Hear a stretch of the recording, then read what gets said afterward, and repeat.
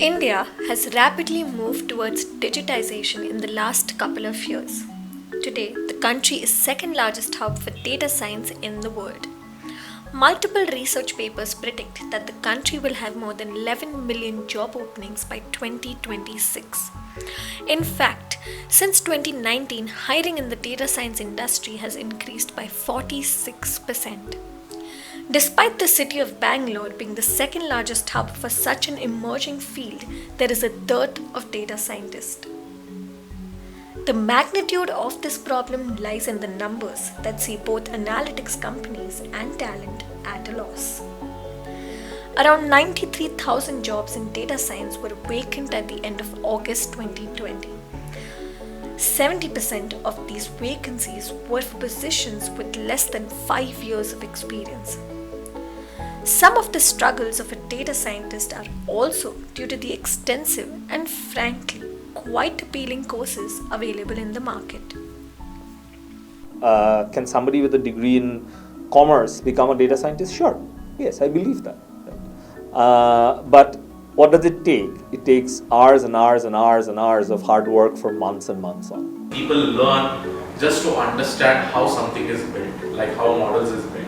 But they do not understand like how model can be deployable, how model can be integrated with some other software products, how it can be seamlessly integrated with mobile apps. So this is the most important thing what people need to understand. It needs to be intense. It needs to be focused. It needs to be, you need to have a lot of passion. And I think that's what's missing from most of the courses that I see out there. They're not as rigorous as they're meant to be, or that they should be, and that's where the expectation misalignment is happening. The major problem is with the experience. Let's suppose you are able to learn something, that's completely fine. But maybe if you are not able to implement those things, if you don't have experience, you will not be able to create a resume. You will not be able to justify the entire idea that you have or entire learning curve that you have already followed. And because of that, what I believe is there is a gap. So experience is a gap. Where somebody is coming into a program thinking that, I'll spend a couple of hours a week and suddenly I'll move into data science for marketing. No, it's not going to happen in a couple of hours a week. It's going to probably take 20 hours a week. Are you willing to spend that time? While individuals fail to land a job, the gap between the industry and academia keeps increasing.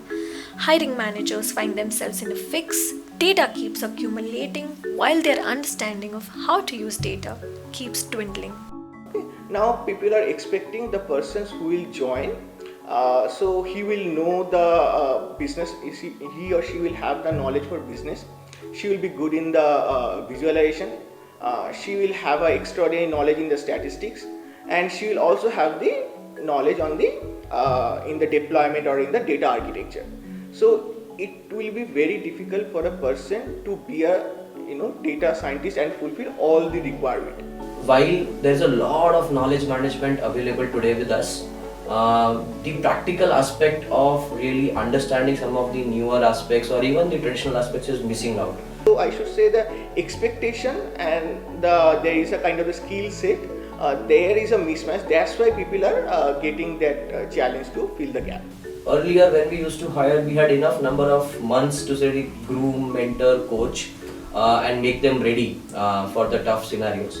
But now I think it's very fast, things are very rapid, projects are lined up back to back. So hence there is no breathing space for individuals to really take that time out and pick up the skills that they need. So it's a mix of, I think, both. It is very evident that a vacuum exists between the industry and academia, and we tried exploring the possible solutions in a recent panel discussion. It's a fault of the system that created that, right?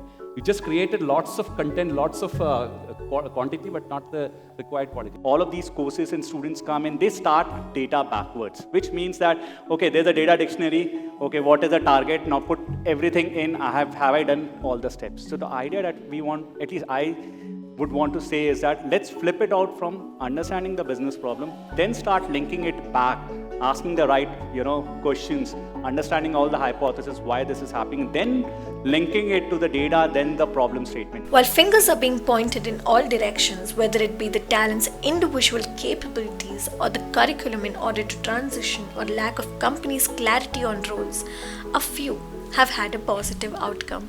I was fortunate enough that I, from the very beginning of my career, is in the area of data science, in the domain of data science. My journey was a bit smoother than I see than others which I've seen currently. So this was, I think, back in 2019. I did not have a lot of full-time data experience, and I had only a couple of portfolio projects to showcase. I think those helped.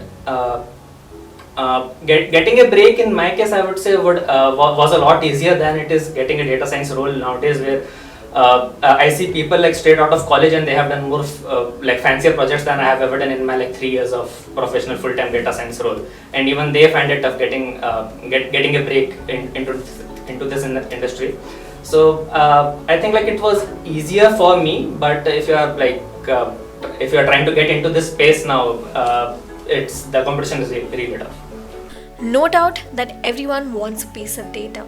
Coaching institutions want to scale with the industry. The companies, on the other hand, want to crack the meaning of data for their businesses. And the aspiring data scientist cannot miss out on the sexiest job of the century.